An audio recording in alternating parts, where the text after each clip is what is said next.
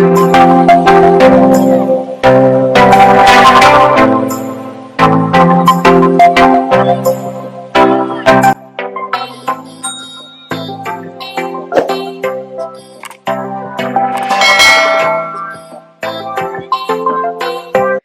everyone, welcome back to the LS Academy. My name is Kanak and I'm back with another video on the topic glycolysis.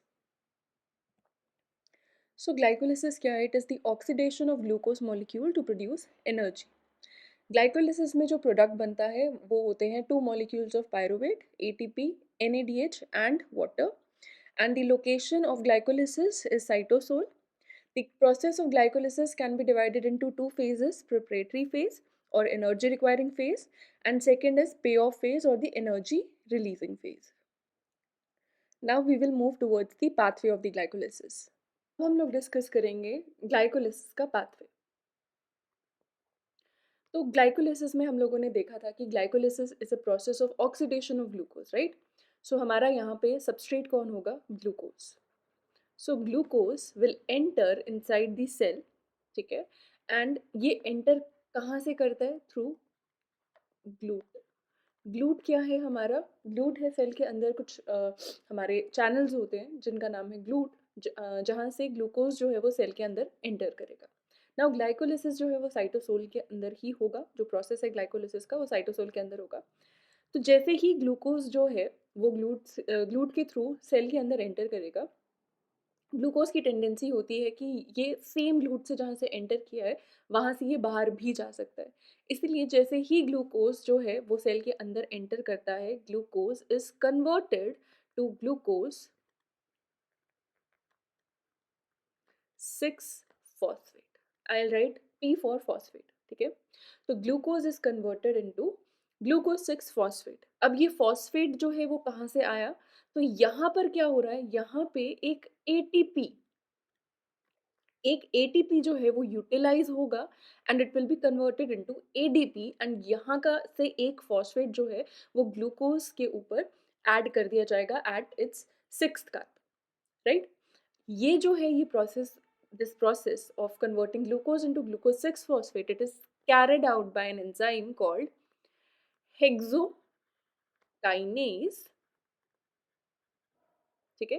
Kinase, kinase enzyme वो होती है जो कि add करती है phosphate group को, इसलिए हेक्सोकाइनेज. और हम लोग कह सकते हैं glucokinase.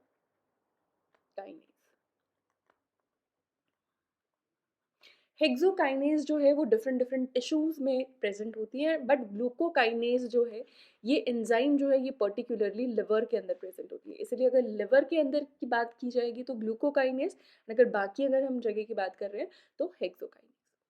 Now this glucose 6-phosphate is then converted to fructose 6-phosphate, ठीक है. Glucose 6-phosphate is converted into fructose 6-phosphate. इस एक तरीके से यहाँ पर क्या हो रहा है? ग्लूकोज बेसिकली क्या है? एक एल्डिहाइड है. फ्रक्टोज क्या है? एक कीटोन है, ठीक है. तो एक तरीके से इसके स्ट्रक्चर में थोड़ा सा चेंज किया है, ठीक है. सो यहाँ पर क्या हुआ है? यहाँ पे आइसोमराइजेशन हुई है, ठीक है. आइसोमराइजेशन हुई है. Isomerization is carried out by an enzyme called isomerase. Now fructose 6-phosphate is further converted to fructose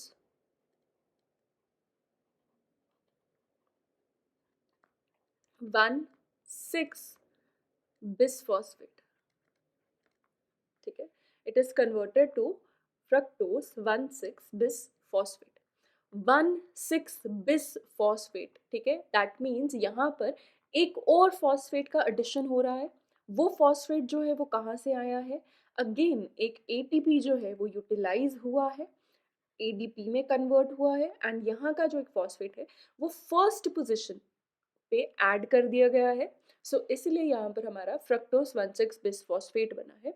again यहाँ पे फॉस्फोराइलेशन हुआ है या फॉस्फेट का एडिशन हो रहा है, तो एंजाइम जो है वहाँ पर कहीं ना कहीं काइनेज इन्वॉल्व होगी. सो यहाँ पे जो एंजाइम है उसे हम बोलेंगे phospho fructokinase 1. phosphofructokinase 1. Now in इस पूरे प्रोसेस में जो हमारा ग्लूकोज टू ग्लूकोज 6 फॉस्फेट है, ये जो है ये इरिवर्सिबल है, but glucose 6 phosphate to fructose 6 phosphate is reversible process. Again fructose 6 phosphate to fructose 1,6 bis phosphate ये भी रिवर्सिबल है. ठीक है. So now next step, fructose 1,6 bis phosphate जो है it is quite unstable.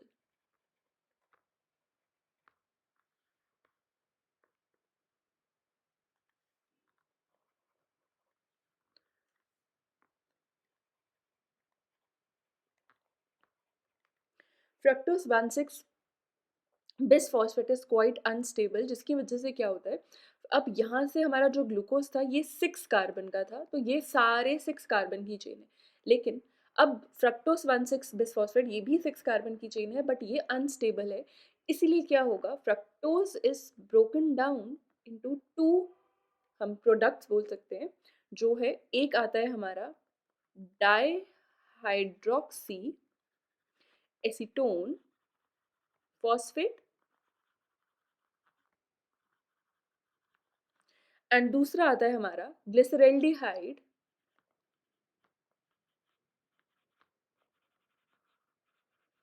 3 phosphate.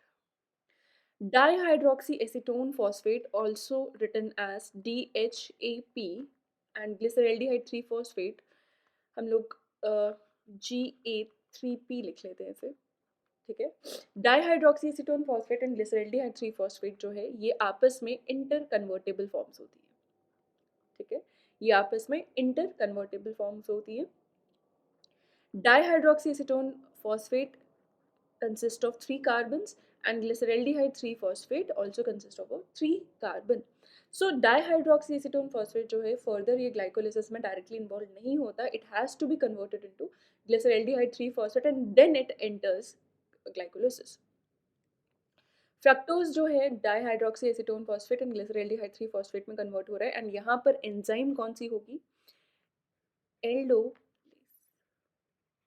और अब जो हमारा डाईहाइड्रोक्सी एसीटोन फॉस्फेट है और ग्लिसरल्डिहाइड 3 फॉस्फेट है, मैंने आपको बताया ये इंटर कन्वर्टेबल है. सो यहाँ पे जो एंजाइम इनको हेल्प करती है वो है triose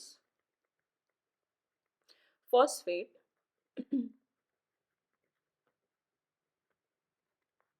isomerase.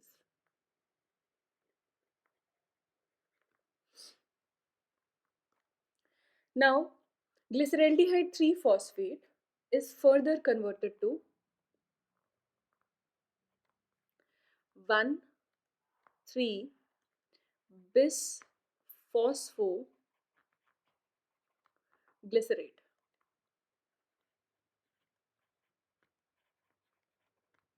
One three bis phosphoglycerate. And यहाँ पर क्या हो रहा है, यहाँ पे हमारा NAD plus is converted to NADH. ठीक है. एंड यहाँ पे अगर यहाँ पे NADH का प्रोडक्शन हो रहा है तो एंजाइम जो है वो कौन सी होगी, ग्लिसरल्डिहाइड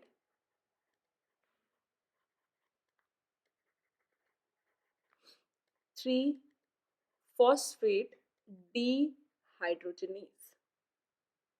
ठीक है. तो अगर हम बात करें, यहाँ पे मैंने आपको बताया था जो डाईहाइड्रोक्सी एसीटोन फॉस्फेट है वो डायरेक्टली ग्लाइकोलिसिस में इन्वॉल्व नहीं होता, it has to be converted into glyceraldehyde 3 phosphate, right. So technically अगर हम लोग देखें, हमारे पास यहाँ पे अब दो मॉलिक्यूल्स चलेंगे.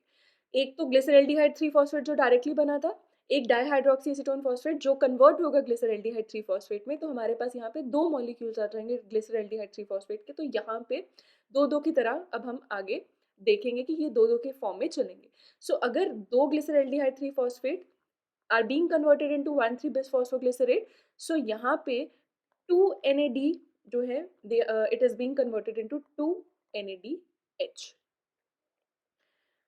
Now next step is 1,3 bis phosphoglycerate is then converted to 3 phospho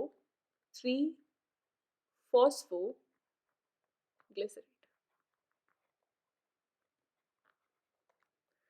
Now 3-phosphoglycerate, 1,3-bis-phosphoglycerate से कन्वर्ट हुआ है 3-phosphoglycerate. दैट मीन्स यहाँ पे अगेन एक फॉस्फेट ग्रुप जो है उसका रिमूवल हुआ है. तो रिमूव होके वो कहाँ जाएगा? It will be used for the formation of ATP. So ADP is being transferred, or it is being made into ATP by using the phosphate which was present on the first carbon of the 1,3-bis-phosphoglycerate. So यहाँ ये step में हमारा क्या हुआ है? यहाँ पे ATP का फॉर्मेशन हुआ है. So यहाँ पे वही बात आ जाएगी कि यहाँ पे दो दो का हम लोग लेकर चल रहे थे.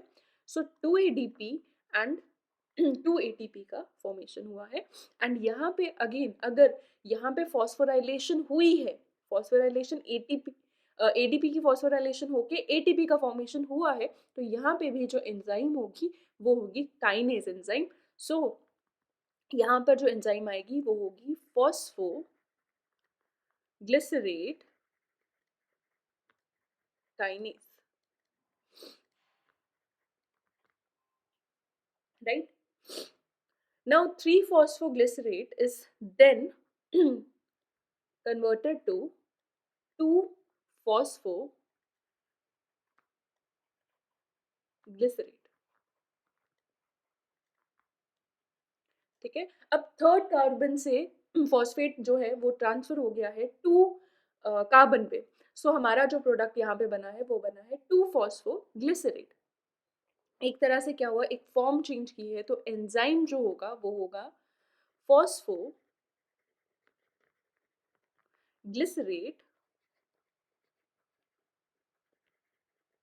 म्यूटेस. Now 2-phosphoglycerate is then converted to enol form, right? Enol form. So यहाँ पे बनेगा हमारा phosphoenol pyruvate. ठीक है, phosphoenol pyruvate. सो यहाँ पर अगर इनोल फॉर्म बन रहा है तो एंजाइम आएगी इनोलेस. ठीक है. Then phosphoenol pyruvate is then converted to finally pyruvate. So pyruvate अगर यहाँ पे फॉर्म हो रहा है, ठीक है, पायरुवेट अगर फॉर्म हो रहा है तो यहाँ से हमारा फॉस्फो ग्रुप जो है वो रिमूव हो रहा है. ठीक है, अगर फॉस्फो ग्रुप रिमूव हो रहा है तो वो कहाँ जा रहा है? It is being used, phosphate group is being used for the formation of ATP. So अगर फिर वही बात आ जाएगी कि अगर यहाँ पे फॉस्फोराइलेशन हुई है तो एंजाइम कौन सी आ जाएगी यहाँ पे हमारी?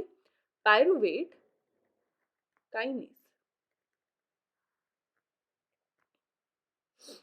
ठीक है.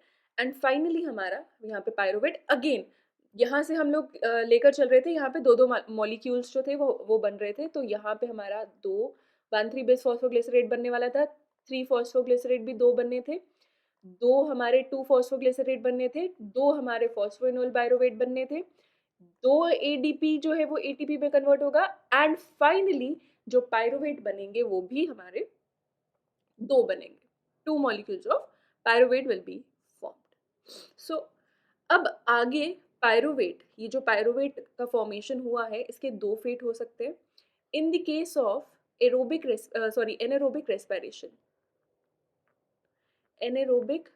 respiration, this pyruvate is being used and it is converted to lactic acid. And ये लैक्टिक एसिड प्रोड्यूस करने के लिए जो हमारा NADH यहाँ पर फॉर्म हुआ था, ठीक है, it will be utilized here and NADH will be converted to NAD positive. And the enzyme which is involved in the production of lactic acid is lactate dehydrogenase enzyme. और अगर in the case of aerobic respiration, aerobic respiration, ये जो pyruvate है it will B converted into a 2 carbon, ये pyruvate जो है ये 3 carbon chain का मॉलिक्यूल है. In case of aerobic respiration, this pyruvate will be converted into a 2 carbon chain molecule which is called as acetyl CoA. And acetyl CoA जो है वो further जो है हमारे क्रेब्स साइकिल में एंटर करेगी. That is the part of different topic, वो मैं आपको नेक्स्ट वीडियो में कवर करूंगी. तो ये था हमारा पूरा ग्लाइकोलिसिस का पाथवे. और एक और चीज़ जो इसमें मैं आपको मेंशन करना चाहती हूँ, यहाँ पे कौन कौन से स्टेप्स जो हैं वो हमारे फर्दर, मैंने आपको यहाँ तक बता दिया था कि कौन कौन से जो है वो इरिवर्सिबल है और रिवर्सिबल है. सो यहाँ पे अगेन हमारा glyceraldehyde to glyceraldehyde 3 phosphate to 1,3 bis phosphoglycerate जो है ये भी हमारा रिवर्सिबल स्टेप है.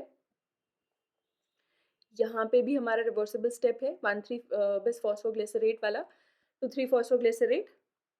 3 phosphoglycerate to 2 phosphoglycerate is also reversible. 2 phosphoglycerate to phosphoenol pyruvate is also a reversible step, but phosphoenol pyruvate once converted to pyruvate cannot be reversed back to phosphoenol pyruvate. तो ठीक है, सो ये जो है ये है हमारा irreversible step. नाउ ग्लूकोज से लेकर हमारा जो फॉर्मेशन हुआ है dihydroxy acetone phosphate and glyceraldehyde 3 phosphate का, ये जो पूरा ये जो पूरा है यहाँ से लेकर यहाँ तक का प्रोसेस, इसे हम लोग कहेंगे preparatory phase.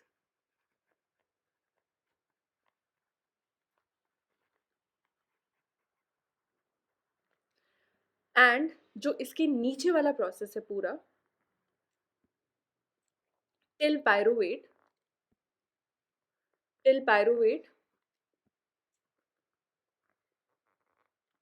this will be called as payoff phase.